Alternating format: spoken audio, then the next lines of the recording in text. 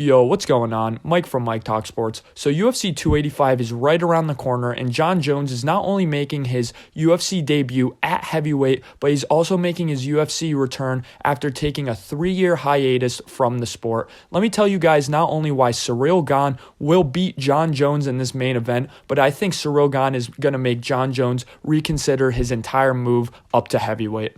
Jon Jones is at the Mount Rushmore of MMA fighters, and it really is well-deserved. Jon Jones is one of the greatest fighters of all time, and when analyzing some of the greatest fighters of all time, you look at Jon Jones, you look at Khabib Nurmagomedov, you look at Mighty Mouse Demetrius Johnson, you look at Anderson Silva, you look at Georges St. Pierre. They all hold something in common. All of them had 3 stages of their career.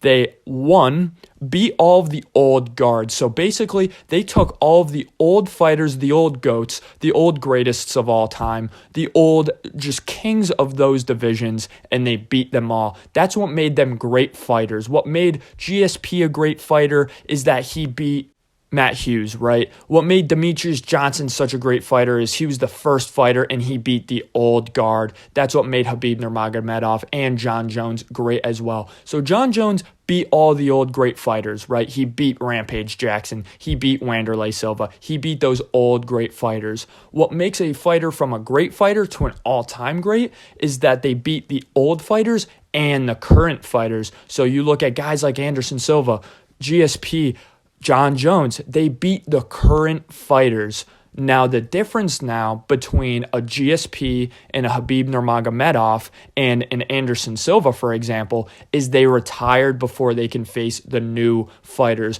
All of the GOATs of MMA either A, retire after stage 2, or B, go into stage 3. And stage 3 is the new fighters, the new generation of fighters. And there has never been a great MMA fighter who's been able to complete all 3 steps. You even look at Mighty Mouse Demetrius Johnson. He still fights and he's still a great all-time great fighter, but we just don't know how he would stack up against Brandon Moreno. We don't know how he'd do against Davidson Figueiredo. We just don't know how he would stack up against the rest of the 125 and 135 pound division in the UFC because he just hasn't done it. GSP never fought the new guard. Khabib Nurmagomedov never fought Volkanovski. He never fought Charles Oliveira. He didn't beat the new guard of fighters. Anderson Silva tried to beat the new guard of fighters, but he lost. He was getting dominated by some of the new fighters. He lost against Israel Adesanya. He couldn't beat Weidman. So you look at Jon Jones and he's taking on this near impossible task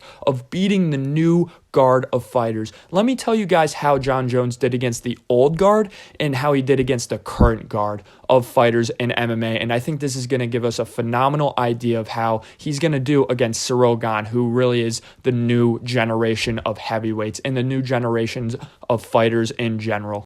So some of the old fighters Jon Jones beat in terms of the old guard beating the old fighters that he really beat on his way to becoming the GOAT is guys like Chael Sonnen, Stephan Bonner, Lyoto Machida, Rashad Evans, Vitor Belfort. Every single guy I just named, guys, they're not light heavyweights. They're not heavyweights. In today's MMA, they would be middleweights. They'd be fighting at 185. Hell, some of them that I just named would be fighting at 170, guys. So Jon Jones had such a significant size advantage against basically every single guy he faced except Rampage Jackson. And Rampage Jackson, in terms of a mixed martial artist, all-around technical skill, is nowhere close to not only the current fighters, but the new age fighters as well. So Jon Jones basically had a significant size advantage, significant strength advantage, and an advantage in terms of technical skill against all of the old guard. That's great. That's cool. So when you talk about his wrestling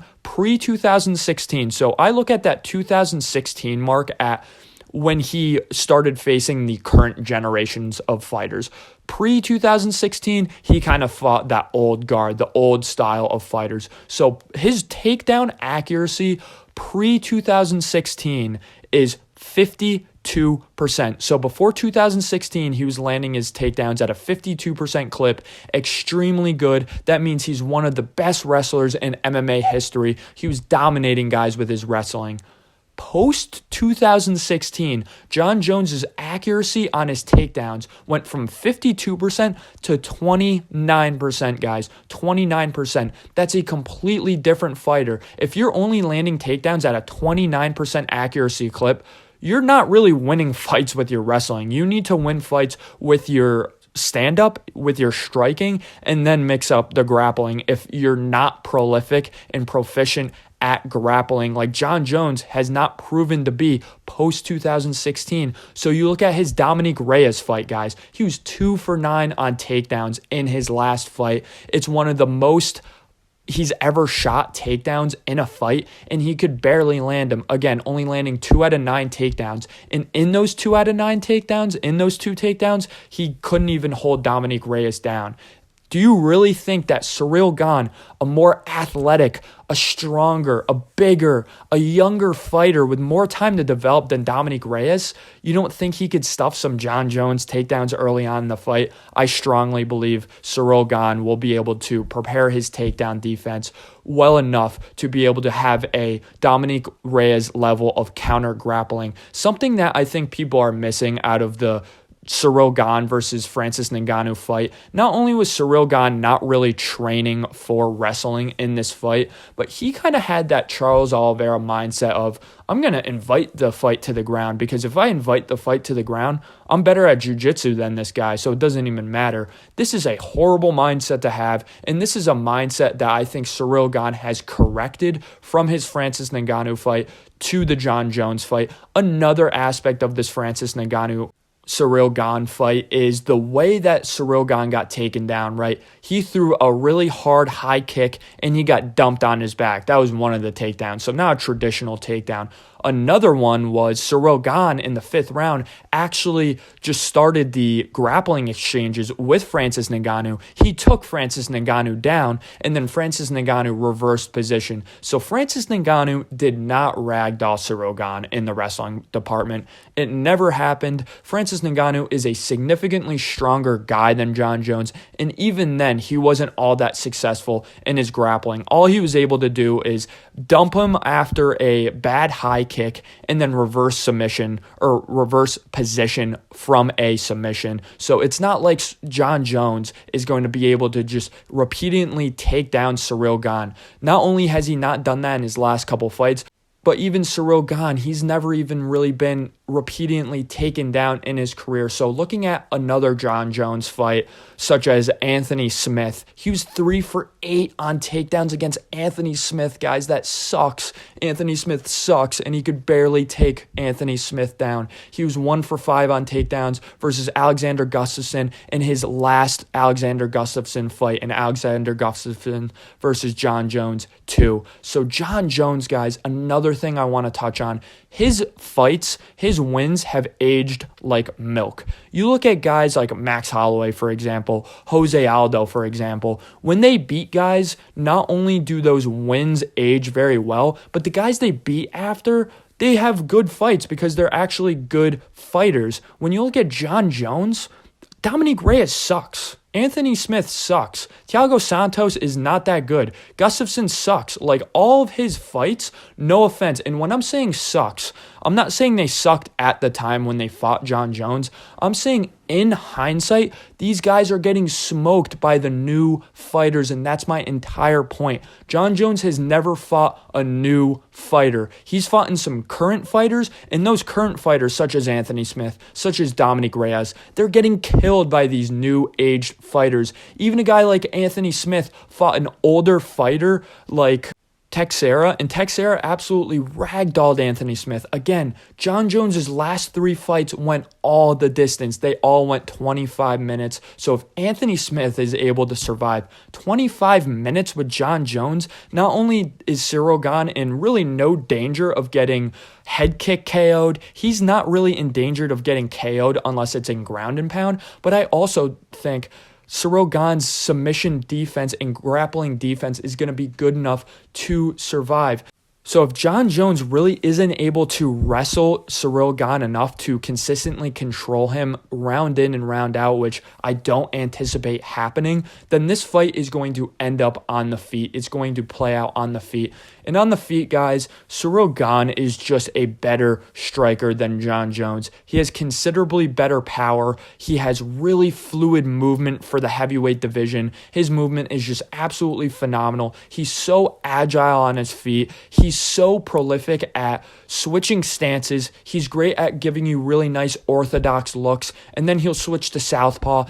He's so right hand and right leg heavy from that southpaw position. His jab from southpaw is phenomenal. That lead leg kick is absolutely phenomenal from southpaw. I could just see now Jon Jones stepping into the octagon with those middleweight skinny legs he has, and Ciryl Gane goes, oh my God, I'm just going to chop those legs, and he's just going to keep kicking Jon Jones in the leg. Something else, I think orthodox techniques always beat unorthodox techniques. When you have two high-level strikers, one uses orthodox techniques. So I'm talking about jabs, straights, calf kicks, regular roundhouse kicks, teeps to the body, side kicks to the body, stuff like that. To me, it just leaves significantly less openings for the opponent to exploit. Whereas when you're Jon Jones and you love these unorthodox techniques, such as oblique kicks, shoulder strikes from the clinch, spinning elbows, he loves that spinning elbow. Inverted roundhouse kicks, like to me, it just leaves Jon Jones open so much. Like he was getting battered by Thiago Santos a lot of the time in that fight. He was getting battered by Dominick Reyes in that fight. Guys, Ciryl Gane would toy with Dominick Reyes on the feet. He would toy with Thiago Santos on the feet. So if Jon Jones is losing striking exchanges with guys who are not nearly as good of a striker, nearly as powerful, nearly as agile, nearly as athletic as Ciryl Gane is, I just think Ciryl Gane is too much for Jon Jones on the feet. And when you add into the equation that Jon Jones has not been able to effectively grapple, like I'm hearing people talk about, oh my God, look at what Jon Jones did to Rampage Jackson. Look at what Jon Jones did to Lyoto Machida. Like that was like 10 years ago, guys. I'm talking about right now. And right now, we haven't seen Jon Jones fight in a couple of years. And the last time we did see Jon Jones fight, again, guys, 2 for 9 on takedowns against Dominick Reyes, who has no grappling or wrestling background whatsoever and started wrestling when he started MMA, and he was originally a kickboxer and a striker. Same with Anthony Smith, same with Thiago Santos. I mean, come on. I just don't think Jon Jones is going to be able to effectively grapple enough in order for him to win this fight. He's going to have to win this fight on the feet, and I just don't think he can win this fight on the feet. I like Ciryl Gane to win this fight by unanimous decision, but I also would not be surprised to see Ciryl Gane be dumb, shoot a submission right away, and Jon Jones just batters him on the ground, stops him on the ground. I'm going to be so disappointed if that happens, but I could see that happening. So again, realistically, I think Ciryl Gane by unanimous decision. I can see Ciryl Gane knocking Jon Jones out as well. I can see Jon Jones exploiting some bad grappling IQ from Ciryl Gane, but in reality, Ciryl Gane is going to win this fight.